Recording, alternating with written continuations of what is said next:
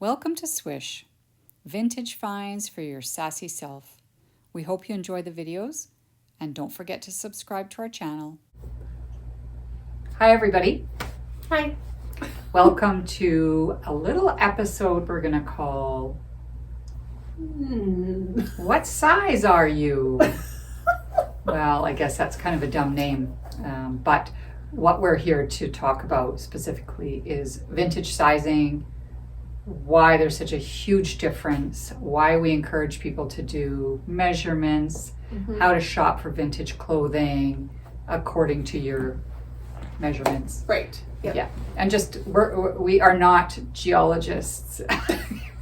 We are not sociologists. We're not talking about the change in size and weight and people in general, because it's based on any sort of scientific information. Right. We did not do scientific information research. No. But there are many studies that have indicated that we as a society are much larger, even just since the 80s. Anyway, so this episode we're going to be talking about all those things. Right. Yes. So thanks for watching. And I think I'm going to start off with a little bit of anecdotal information. And it's about, it was just my birthday. And people go, oh my God, you haven't changed at all. But I actually have changed significantly just in my size and everything. And the reason being is that in the 80s, I was maybe 105 pounds, 100 pounds, something like that. But I also smoked. And I had a different lifestyle. And I think that, I would wake up in the morning, I'd have a cigarette, I would drink a coffee, I would, maybe bring a lunch to work if I was really, on top of things. Right. 9 times out of 10, I did not. I don't know about you when you were younger, if you always were so good at bringing lunch and everything. But, I'd grab like a muffin for lunch at the mall or something like that. And then for supper, whatever. I think that there was just a different way. We didn't have snacks. We didn't have, anyways, fast forward all this time. I eat 3 big meals a day, generally. We have snacks. Uh-oh. I'm having a Prosecco. So I think that overall, and I'm 30% bigger than I was then. And that's not a judgment, or it's not a bad versus good or small versus whatever. It's just a difference. Right. Right. Life, every decade, it's like the lifestyle is different. Right. So you're living like today's lifestyle. Right. Which involves like maybe someone stops by with cupcakes or whatever. That's like a I don't know for you, but I think food has always been like this kind of communal thing. Or when I first met my boyfriend, he said like one of his ways of showing like care and love is by giving like treats and special foods or whatever. And I don't know if that was as important in past, or maybe it's like different. Maybe just in my particular experience. I mean, I did get one of those cookies by George, the heart cookies, or, at Valentine's, or you wanted them. You were like, there's the delivery guy. Cookies by George. Cookies by George for Valentine's. And they'd walk by and you go, oh. Yeah, that's a big, but I think people have always I think given food as an expression. But different, like maybe in the 50s, you made the pie. Yeah, you made the pie yourself. And now we might just go to Duchess and buy the pie. Right. So it's different, right? Right. So going back to that, when I was, 105 pounds or 100 pounds or whatever, I wore what would be considered a size 5'6". So back in the 80s, there was that. It was a 5/6, which was the markings on the tags. Then there was a 7/8. I mean, those sizes don't exist anymore. So I was about a 5'6", 7'8", depending, and then Donna Karen came out with a size 4. And so that would have been about 1985. And we were all thinking, what is a size 4? I mean, that's absurd. We've never heard of a size 4. And the size 4 was actually larger than the size 5'6" that I was used to wearing. So I would buy a size 4 because that was at that time, that was the smallest size that you could get. There was no 2 or 0 or anything like that. So I'd buy a size 4 and have to have it taken in, as opposed to my regular size 5'6" that sort of fit me. Right. So the 80s was kind of the beginning of what they call vanity sizing, and the whole, oh my gosh, sizing means nothing world of designers and trends and things like that. Yeah, that's which we're going to talk about, like sizing on labels, and you'll see that it changes with every era. It changes. Absolutely. So, like Angela was saying, it's really important to measure yourself, because that's more important than you can't go off the size on the label, because it's not applicable. No. Especially now for us, we're in a small center and we've lost a lot of our big stores. So sometimes we do have to shop online. Right. And I find even the really high end, shall I say the name, like Holt Renfrew, they won't even provide measurements of a garment. They'll say the model is wearing a size small and she is 5'10" and but it's like, well, how is that helpful for me who are none of those things? Right. And so it's just a guessing game. Yeah. What you end up having to do is look at that brand and then research it from their website and to see how it fits. Yes.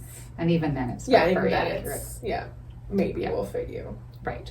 So it is a struggle. But at Swish, we provide all the measurements. If you need more measurements, we will get them for you. Right. Whereas, like, excuse me, at Holt Renfrew, I don't know if they have a chat box, but it's just like, who are you even talking to? Right. They're not very helpful. We're very helpful.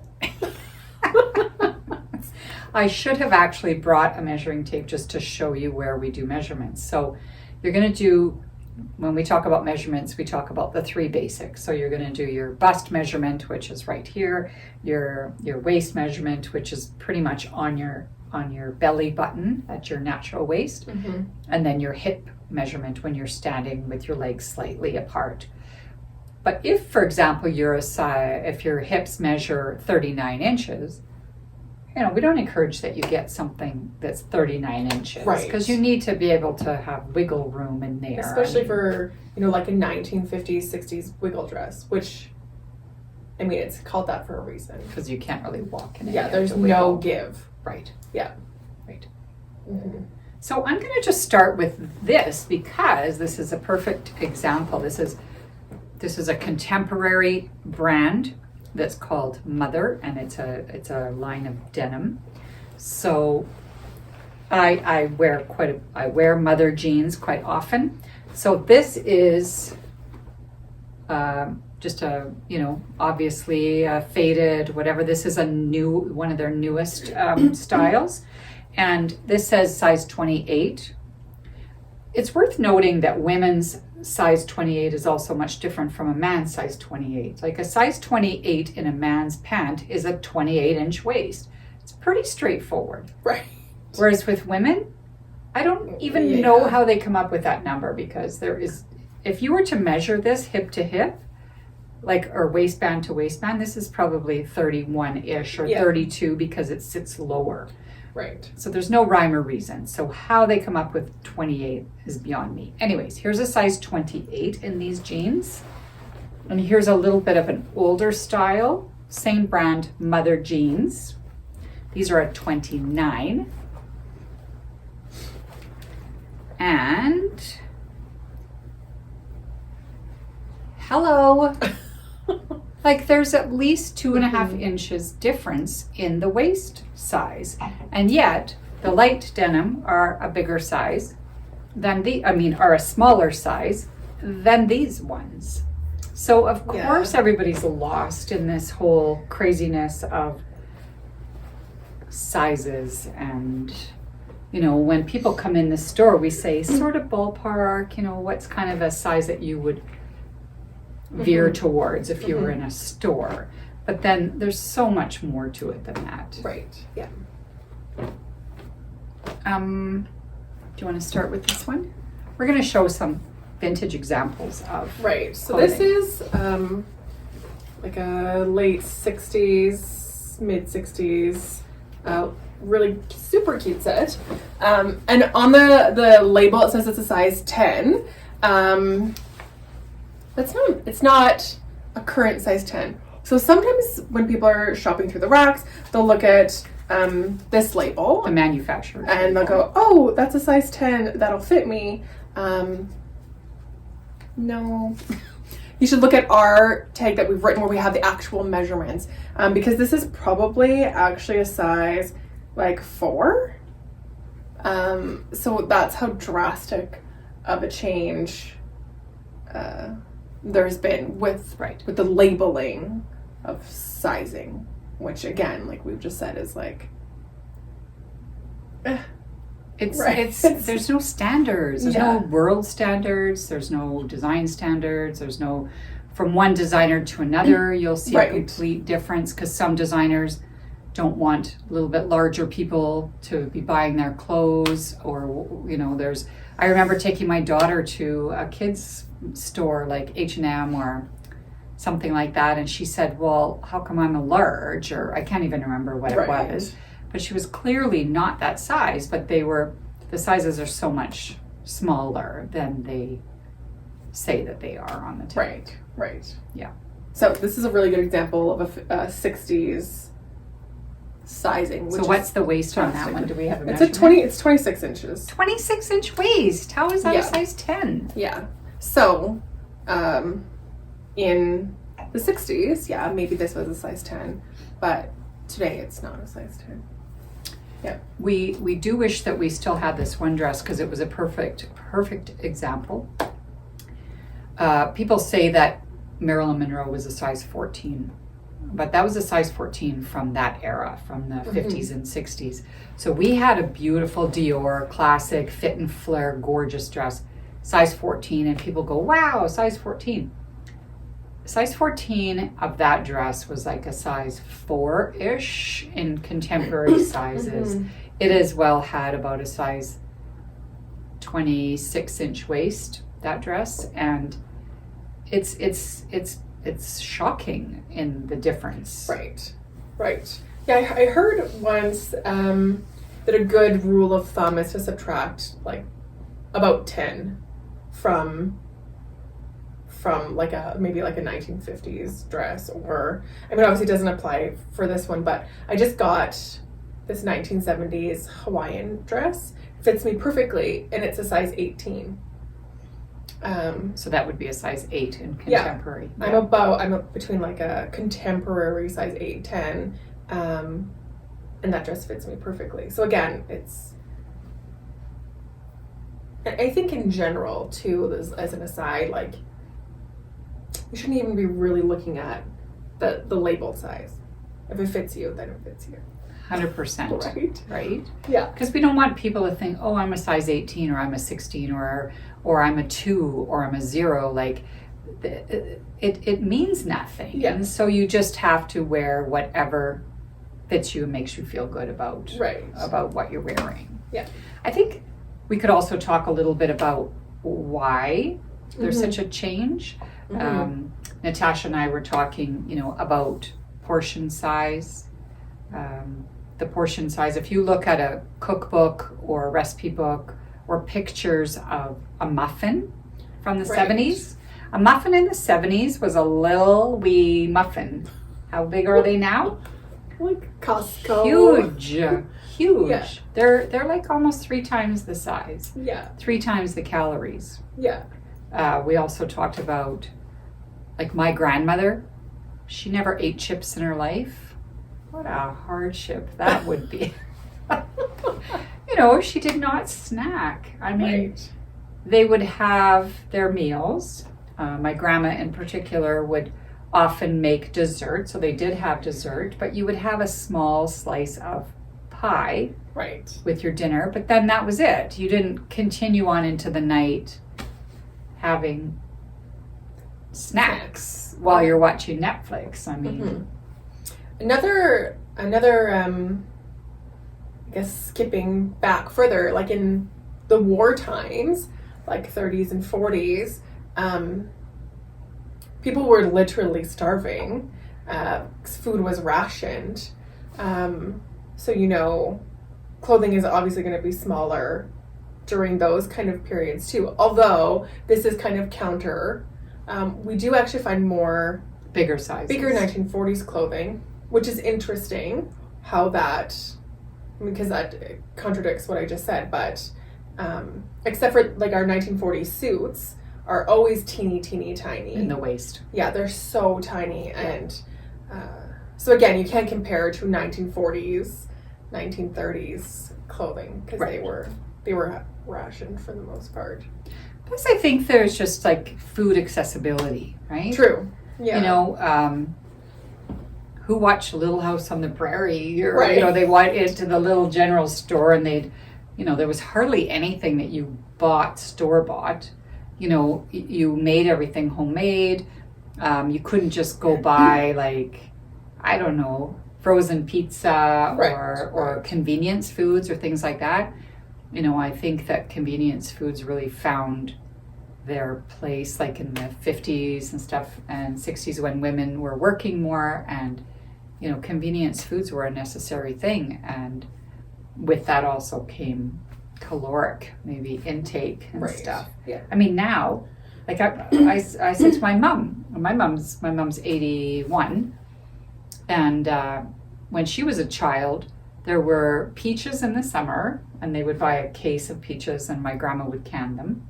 Right. They would have oranges at Christmas time, but you couldn't get like kumquats and passion fruit Right. and mangoes. I mean, they never heard of any of those things Right. because they were on the prairies on a farm, and the stores just didn't import all that kind of exotic food that we have Right. now. Like they were eating seasonally, which Right. Like what macrobiotically, I think Right. that's sort of Right. what the land provides within that region or whatever. Another thing we see too is, or have heard, which makes sense, is that clothing got passed down. So if you had an older sister who maybe grew out of her dress, but it was still a good dress, your mom would maybe take it in Right. for you because you were younger and like smaller. So I think that's a good, you know, note also, is that the clothing was made so well that it lasted, 100%. and it was more important than to mend and repair and make things last longer. So Right. then your sister or brother could have that piece of clothing too. Right. So maybe we had a 1950s dress that maybe was a little bit bigger and then got taken in, you know, like to a 22-inch waist or something, and maybe didn't start out at that. Right. Mm-hmm. I think that Natasha and I struggle the most with fit and flare styles that, you know, the ones that we have in the store, sadly, are 24-inch waist. We've even had dresses that were 22-inch waist. Mm-hmm. Nobody's that size anymore, or the people who are that size are this much of a percentage of the Right. population, right? But yet that's such a popular style that a lot of people want. And, you know, if you're over a size 6, Yeah, it's hard. good luck. It's hard, And so we have to encourage people to shop some of the reproduction vintage, you know, because they'll make fit and flare and all of that silhouette that caters to everybody. Right. And you know, we just get like, I mean, my mom was very, very small when she was younger. She had 4 kids, but she smoked like a chimney and drank a pot of coffee in the morning before she even went to work. And so the pieces that she saved that were her favorite and that she loved are also the really small pieces. But then as she got older, that changed, and her body changed, and Right. everything changed. Yeah, like you often say people keep the clothing that means the most to them, or was like the most special or the most beautiful. And I want to say, especially from the 50s and 60s, Pre-kids. right? Exactly. It's when they're really young. So a good example is a wedding dress. Grad. Yeah, grad and wedding, when you're 17 to 20, Right. and you're usually, that's your smallest. And then those are your most special pieces, or they have the most memory attached to them. Right. So you save them, which I think makes sense. Right. And women wear girdles. Right. They The wore foundation garments, yeah. the undergarments. There's such a change. And I know that, again, this is anecdotal. It's not based on anything other than my grandma, my other grandma. She used to say that, you know, if you went barefoot all the time or wearing sandals or flip-flops, that your feet expanded, and that we all had these big, she was very judgy. She was very judgy in lots of ways. But she would say that we had more duck feet kind of shape because we weren't, you know, wearing like the delicate kind of Right. shoe that contained. And it's very similar to corseting and girdles. If you're wearing a corset or a girdle, just try and slouch, or just try and Right. kind of be bloated, or any of those things. It doesn't happen. And that's like with Kardashians and stuff, like with waist training. If you wear a foundation garment that is keeping you in like that, it does change the silhouette of your body over time. As soon as you stop wearing it, your body Right. will go back to where it normally is expanded to. So Right. your rib cage is going to widen, your waist is going to widen, all those things, if you're not forever and ever wearing those Right. garments. Right. So even in the 40s, even whatever they wore underwear. It was not cool to show the shape of your bum, or Yeah, we like- had a customer came in and you were telling me, oh, have you heard the story? And she said she would wear the girdles with panty girdle. with her shorts because it wasn't. And this is like every era. What's popular for body shape then was to have a flat behind. And no jiggles. Like, Yeah, so don't she show wore jiggling. yeah panty girdle so that her butt was super flat. And it kept from moving around. Right. I mean, the stuff we've imposed on Right. ourselves and on women is so outrageous. And Right. yeah, it's not cool. Should we show one more example or a couple more? Sure. Yeah. So this one is 60s. Again, this is a 60s. We don't have a whole lot of 50s ones that have manufacturers' labels on them. Mm-hmm. So, but just as an example, this one is a size 14, it says on the tag, and it is not at all a contemporary size 14. This is a 28-inch waist. So this is 38, 28, 37. So if you're looking at the manufacturer tag and saying, oh, well, that should fit me because I'm a 14, again, no. So we can show lots of examples of how that is not the case anymore, but I think you sort of get what we're talking about. Measurements, I don't know what else to... Yeah, I think that's the main thing is like when you come shopping in a vintage store. And I think now too, it's important just for shopping in general. I always know my measurements, and when I'm shopping even contemporary clothing, I always check the size chart. Because it's disheartening to try stuff on or receive it in the mail and it doesn't fit.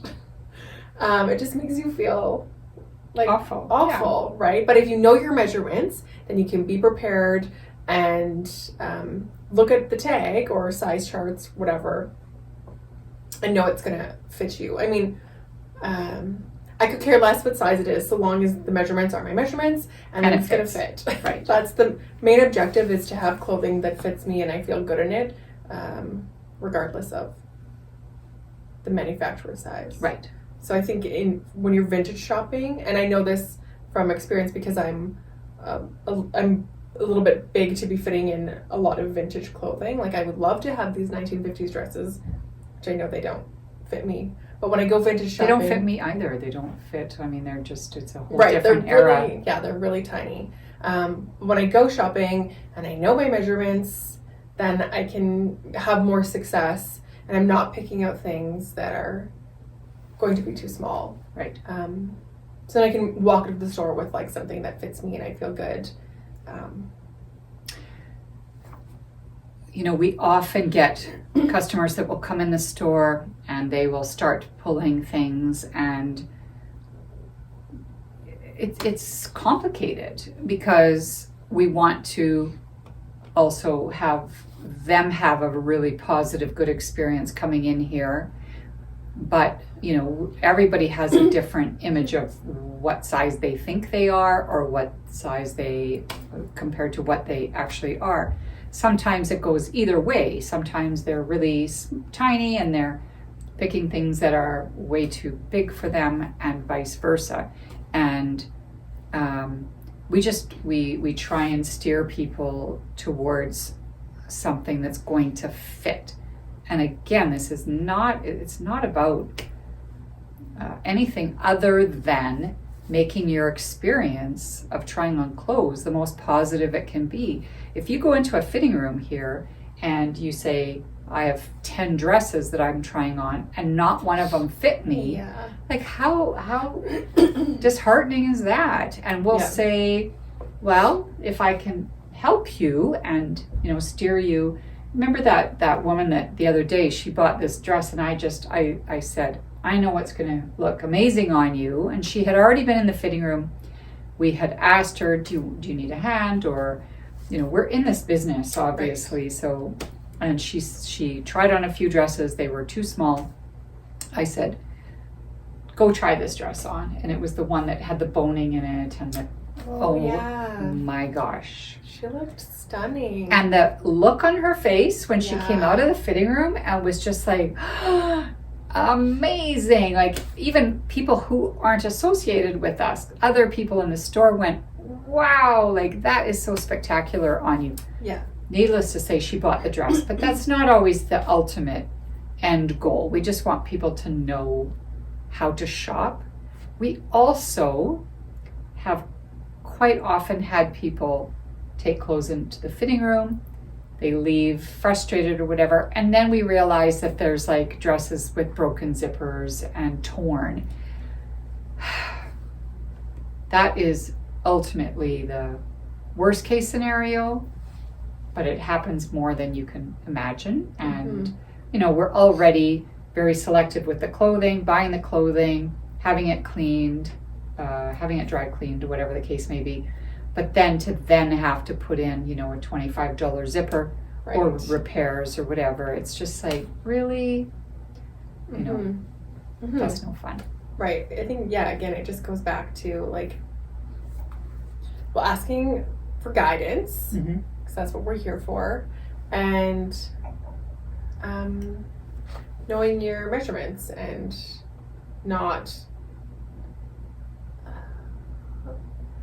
giving power to the number. To the number, because it doesn't matter. Right. It does not matter. We've all gone to all different stores and gone, really? Yeah, I mean, you can be, I hear this all the time. People post about it all the time. Like, go into one store and they're, like, the other day, I think I got something in a size small. And, I'm very obviously not a size small. And then in the same store, maybe I'll be like large or extra large. Like, it's so all over the board. And like Angela was saying, there is no standard sizing. And this brand can have this measurement and this brand can have this measurement. And it can be really confusing. Right. And frustrating. Yeah. Yeah. But now I've lost my train of thought.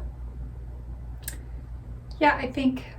and we often, with YouTube and with our videos that we post on Instagram, we get lots of people that say, could you do a feature that's just plus size, or that's,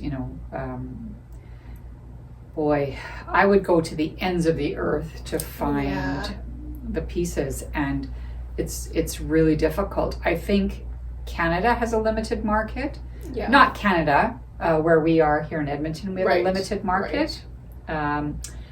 I think that some of the bigger sizes were worn longer and maybe have Yes. worn out, or people didn't see the value in them, or because they maybe weren't as glamorous, or who knows. I remember getting some 1940s, late 40s, fabulous cotton house dresses.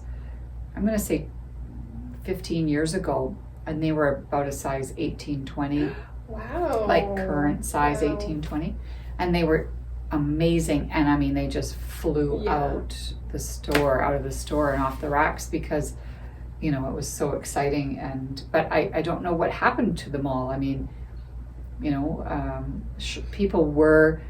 were people of all different sizes, all shapes, all whatever throughout history. Right. And we just don't often get plus sizes. Right. So it's not that it's purposeful how we're trying to find things. Mm-hmm. Man, oh man, hey.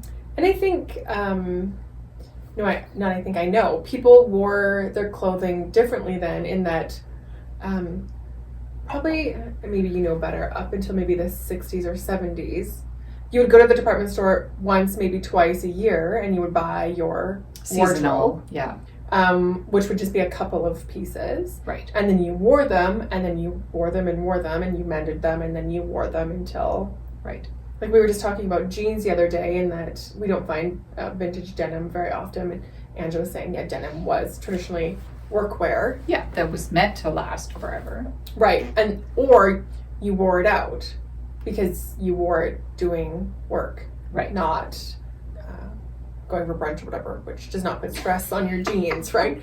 Not like doing actual physical labor. Like people wore their clothing differently than we wear our clothing now.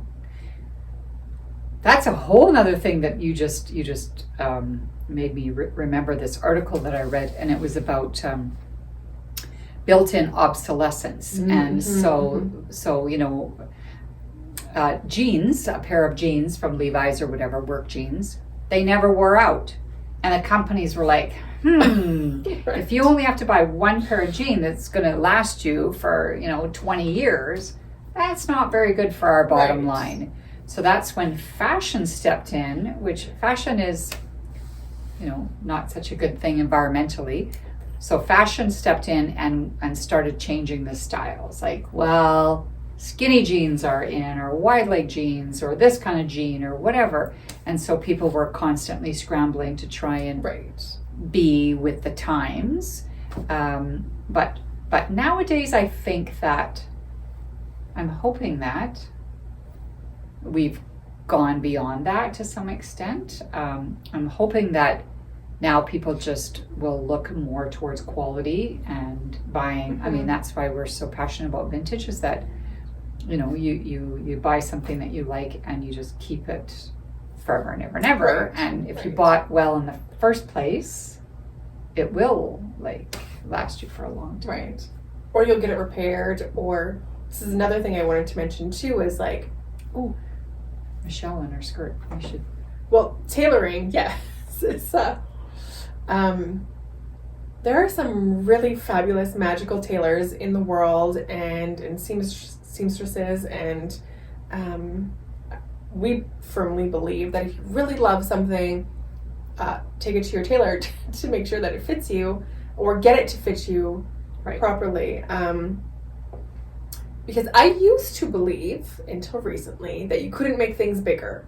And that was always like a thing I would You can make things smaller, but you can't make things bigger. bigger. You can make things bigger. Yeah. You actually can make things bigger. And yeah. We work with this really fabulous tailor. We've talked about her a couple times. Her name is Angela, and she is literally like the most magical woman. We have this really great client who has a really, fun fashion sense, and she's very willing to get things tailored, which is great, because then she'll buy these really great pieces that maybe don't fit, but she'll take them to the tailor, and the tailor will make them fit.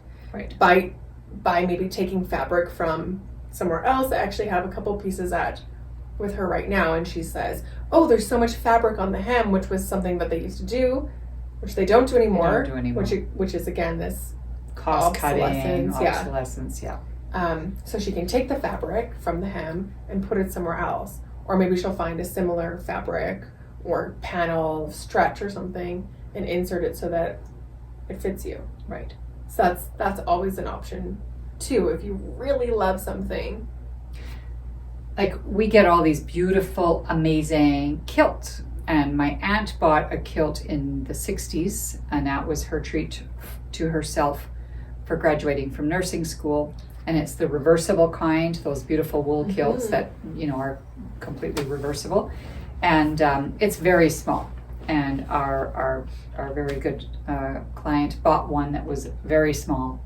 And the tailor took out pleats, opened up pleats. So it didn't fundamentally really change the overall look of the skirt, but it just by opening up a few pleats, because a pleat that's this big, when you open it, is double that size. So she was able to open up a couple of pleats strategically placed around the skirt, and then presto, you've got this beautiful. And this same client had also been in Scotland and had seen that, you know, to buy a similar skirt like that would have been, you know, $500 plus to get a good Scottish skirt, you know, whatever.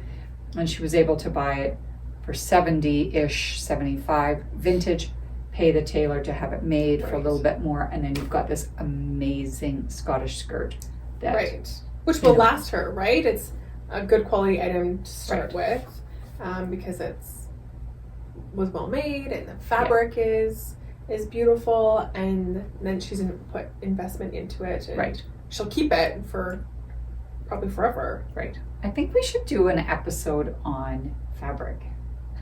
Well, we should, because that's a whole nother story. Yeah. You know, these cashmere sweaters that look like crap after the first. Can I say crap? Yeah, crap. After the first wearing, or anyways, that's a whole nother topic. Right. Right now we're just focused on sizing, but you just have to be open to saying, wow, I love this fabric, I love this style, and how can I make this work? Exactly. Yeah. Yeah. Within reason. Yeah. Okay. Do you have anything else? I think that's it. That's our TED Talk. Our TED Talk. We should do TED Talks. Yeah. Hey, TED Talk. Reach out to us. I think we just have to do our TED Talk ourselves. I don't know if you have to have Ted call us. Yeah. Anyways.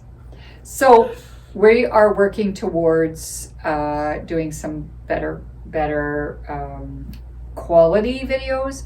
So if you're a follower of ours and you watch our videos, you know, we hear you, we listen, we know that sometimes the sound quality is not great, the production quality is not great, and we are on a learning curve. Right. It's going to get really great soon. Yes. So stick around. Yeah. Yes, and are we signing off? I guess. Don't forget to like, subscribe, comment, share with your friends, follow us on Instagram. Go home, take your measurements. Or if you're at home, take your measurements. Angela did a reel on our Instagram at Swishy Girl recently, where she showed you measurements, where to take them. You can also Google it, or if you have questions, you can message us and we will give you guidance. And check out our Etsy shop. Yeah. Where you can get these really great pieces, and all the measurements are listed. Yes. Mm-hmm. Yeah. I think that's it. Mm-hmm. So thanks for watching, and we'll see you soon with another video. Okay. Bye. See you.